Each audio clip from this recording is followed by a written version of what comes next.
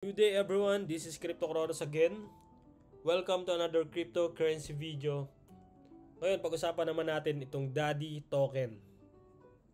Ating nagiging paborito na nga itong i-update si The Top G token, the Daddy token. Yan. So sa mga previous video natin, nabanggit ko dito nakakapasok lang nito sa BitGet, which is nung June, July, August, September, October, magpo 4 months, almost 4 months, no? And itong rally na to napakaganda nung kapapasok pa lang, and all time high niya is pumalo siya ng 0.24 yan USD. And right now ito yung volume, medyo maganda talaga kasi tinam nyo ang taas nitong week na to. Potential na resistance need to break, no? So kung mapapansin nyo, muna tayo sa medyo mababang time frame. Yan, over time frame tayo. Ito yung kailangan na mabutas niya, itong resistance level, which is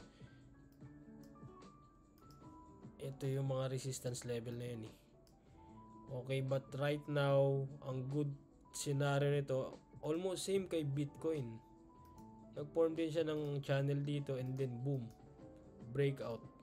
Ngayon kung i-ano natin yan, kung sukatin din natin, potentially mabasag din tong ano nila, itong all-time high niya. Hopefully this year din nangyayari.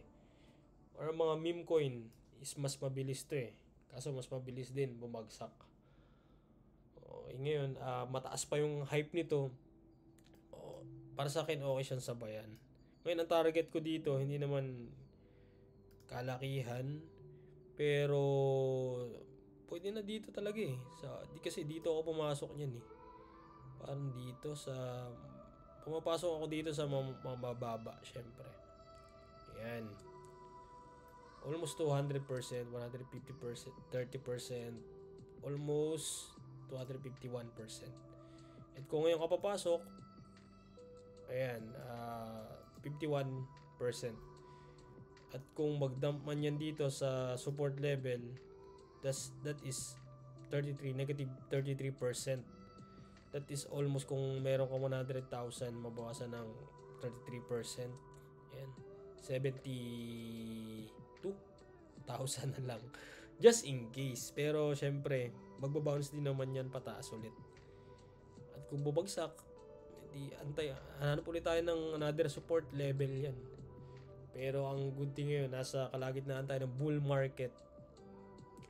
At mataas ang chance na mag to the moon din itong Daddy. Alright, so yun lang update natin dito kay Daddy token.